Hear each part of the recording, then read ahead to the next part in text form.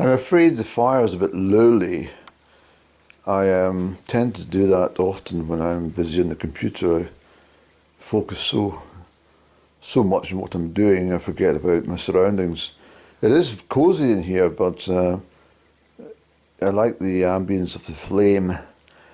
So it will burn away shortly, but for the moment, it's still the 4th of February, 23. It's just turned 10:30 actually. And I'm not going to put any more uploads tonight. I've done enough for today.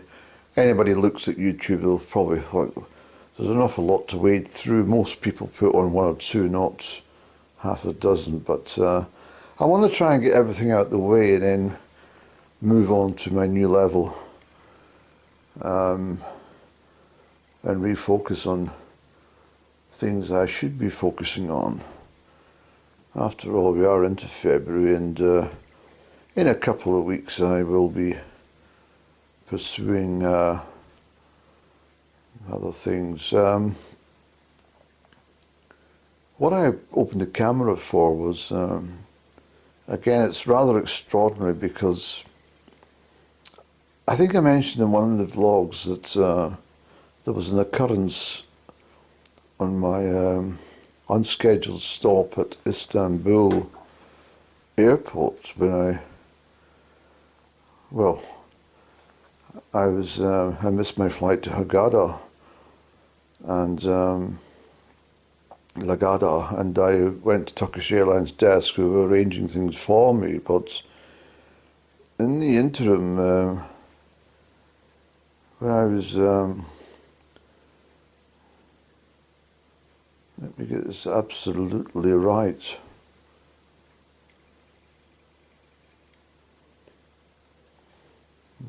When I came back to Istanbul airport in the morning hours of the 26th, well, I came in simply in good time for my flight, so that would have been something in the region of the 25th of January by this time. Am I right, Andrew? Come on. It was such a business because, I mean, I left here on the 24th, but I kept thinking the 24th was a Monday for some strange reason, not a Tuesday. And from that moment onwards, every day and date did not correspond in my mind. And because of the clock changes, constant clock changes on the travels, and also the stopover in Istanbul, everything was upside down in my brain. And but the position I'm talking about this evening is when I was in Istanbul and I was going along one of the airport corridors, and as I say, I briefly mentioned this, a person whom I thought was a woman, were no reason to do this at all. Absolutely no reason whatsoever. When I glanced around, came straight into my energy. She simply walked straight across my pathway, as close to my body as one could ever get. I was left in a state of absolute stun. I mean that quite sincerely. I was absolutely breath away, stopped dead, stunned. And as she came through, she then went that way again. So I followed her. She went onto a moving escalator, and some distance from where this happened. And she was getting ahead of me, but I strided as quick as I could. She was wearing a long, brown, flowing cloak. At the end of the moving escalator, when she came off, I noticed she was speaking to someone. So it enabled me to catch up. I knew she was wearing a face mask because I saw her turn her head just enough to catch a glimpse of it. A blue face mask. But when I approached, not to speak to her, but just to glance, I realised it wasn't a woman, it was a man with a grey beard, and he was speaking to someone who had stopped him. I looked over and I mean, my first reaction was, she's fucking stole my energy. That's exactly what it felt like. It felt like a vacuum came out of me and everything had gone. Truly amazing. It was. And only after some digest, perhaps maybe 12 hours, 18 hours later, I started to consider that it wasn't so much she stole my energy, but she'd actually taken away some of my misfortune, some of my bad luck that I'd been having. At least I thought so. But when I arrived at Hurghada, there was no reservation for me, as I've maybe explained in depth in one of my earlier uploads of my trip, about my trip. But I remember lying in my bed quite late one evening, and I spoke in great depth about the whole situation and also other factors. And tonight, actually just about 25 minutes ago, half an hour ago, I was searching the footage of my camera and loading it to my computer. And I kept wondering, where is this footage? And unbelievable to me is the footage from the beach has somehow superimposed itself upon the whole dialogue and speech of a completely separate footage from my camera from the same day. It's absolutely impossible for that to happen, I'm sure. But I've checked it several times. I started to play, and it's all about the beach from the grounds area towards the beach, and then further into the same footage.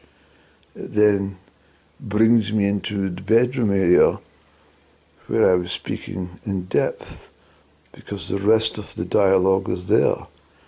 But the rest of the dialogue makes no sense without the initial dialogue. You understand?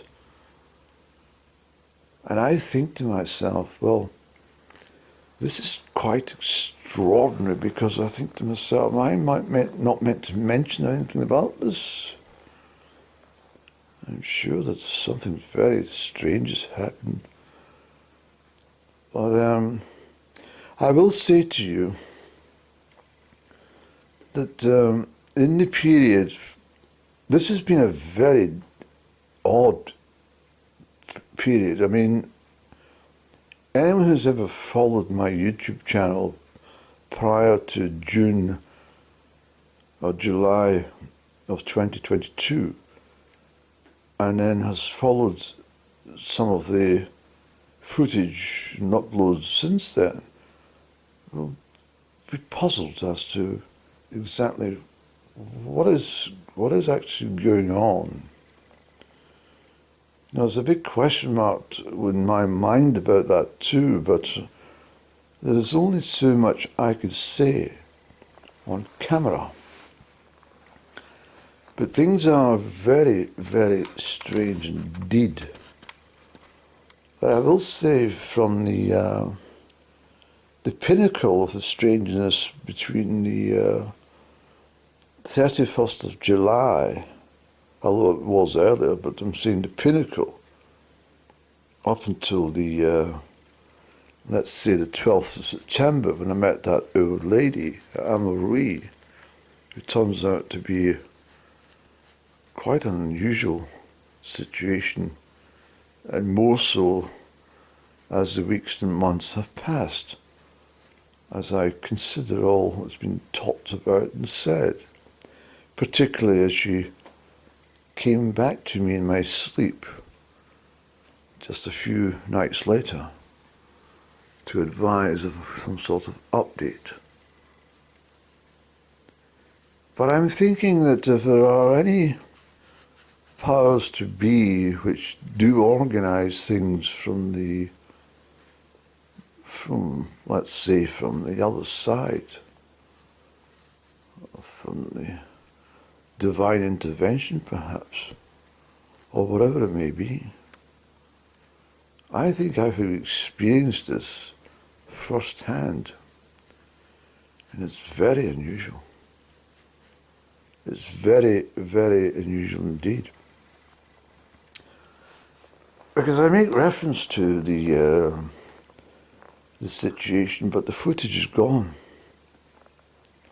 But what I was talking about that evening was there was some circumstances where people have been caught on camera taking fright and taking flight. So they're literally so frightened they've taken flight, never to be seen again. I think that I'm sure it was at Budapest airport.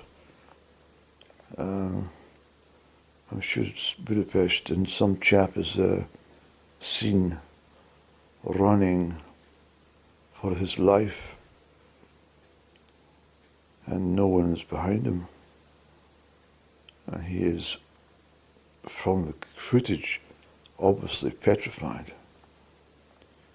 So I wasn't scared, I was just quite overcome with something.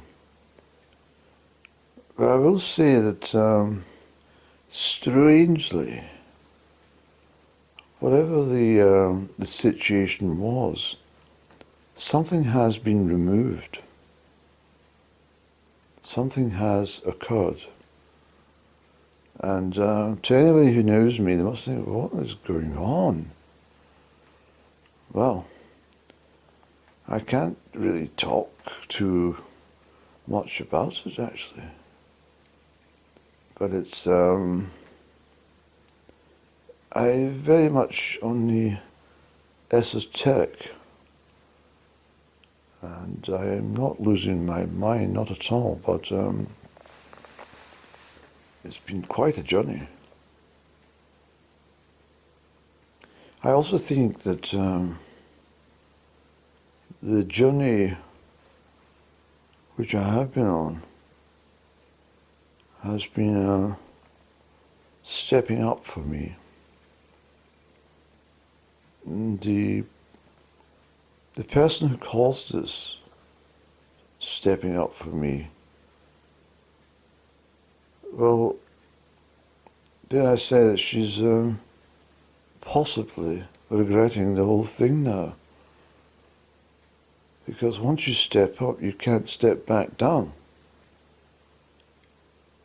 And therefore, there's almost a point of no return on my particular level. And I think in the process of reaching this new level, I've had to encounter some very, very strange things.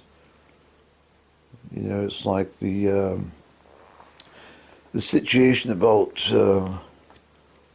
the pain threshold, for example. Pain is something you acquire experience of from your earliest memories in childhood.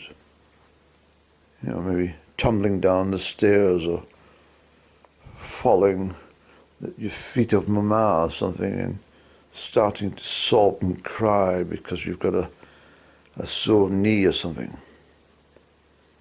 This is the introduction to pain. physical pain, not emotional pain. The emotional pain would only be felt if your mama was not there to pick you up and tell you things were fine. That would be an emotional feeling of abandonment and a different type of pain. The pain I'm talking about is a pain threshold of differing degrees where we go through the physical pain, the emotional pain, and indeed some spiritual pain. So everything which has occurred, which I've documented fairly well over the last several months, I'm so glad I did. But these occurrences all happened. And although I've had to be a little vague for privacy issues, the events are still with me and very easily obtainable in my memory bank as a result. What I'm saying is that at least from last summer until just recently in Istanbul and just after, everything has had a purpose. Now I'm emitting something of ginormous proportions here. There's one piece of the jigsaw which I'm not telling you, which happened in Egypt. And it is probably bigger than you would imagine. And it was very, very big for me.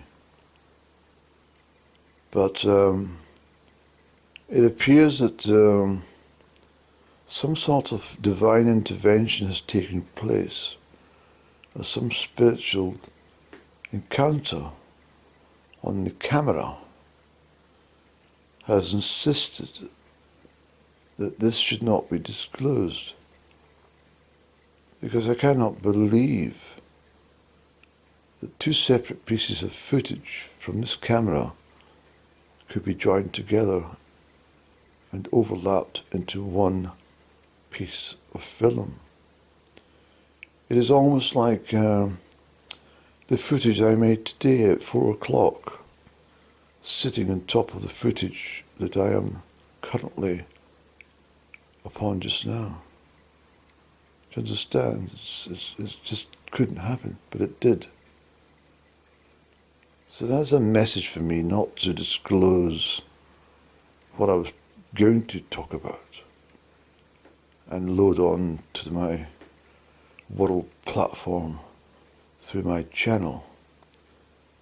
It's a very direct message, and it's one that I will have to remember for myself only and will not be able to share, but is absolutely massive. And I wonder, when I say, and I've said it before, that there are no accidents in life. Nothing is just, everything has absolute purpose. There are no just happens in inverted commas. I just didn't happen to be in Egypt. I didn't just happen to accept the holiday and dash off to Egypt. It was all parts of purpose. There was a reason for me being in Istanbul, and there was a reason for me to be in Egypt. So, the long and short of it, what I'm trying to say is all these synchronicities, all these events, all these spiritual interludes, everything which happened in energies and dreams and the real things, and the ones that up and down is not even prepared to listen to about, which I find quite damning, that she is not prepared to even hear it out. That is something she will have to bear with her forevermore, and possibly from her ignorance, because that's entirely what it is, it's ignorance. Ignorance of the both meanings. Ignorance for being so prudish about it, the whole thing, but also ignorant from the overall meaning of the whole situation. Does that make sense? I hope so. But there have been certainly very many important, unexplainable things. And I knew, that, at least for now, that the period I've gone through, that old lady was correct. And the more I think about that woman at Amory, it's just how extraordinary that... I knew that from the very moment I met her, that she was quite extraordinary. And certainly opened my eyes to what is really going on, and the fact that everything is predisposed to us. Everything we do, which we don't know ourselves really what we're doing. We always think we do, but we don't. And we make plans to do something, and these plans never go to plan, do they?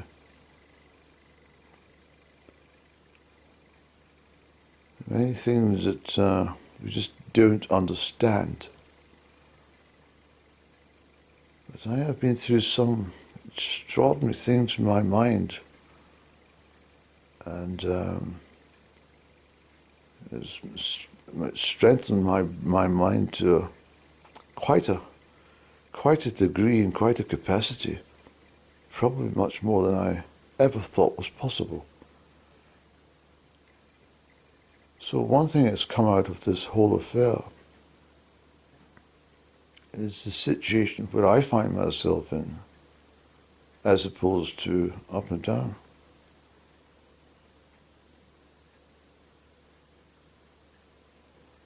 But I also knew that the whole thing happens between me and up and down because it's got purpose. And this is the part that she fails to understand. This is where the ignorance comes in. She fails to realize the significance of the figure 8. That's probably the best way of putting it. Although, of course, it's much more deeper and more meaningful than just a figure of 8.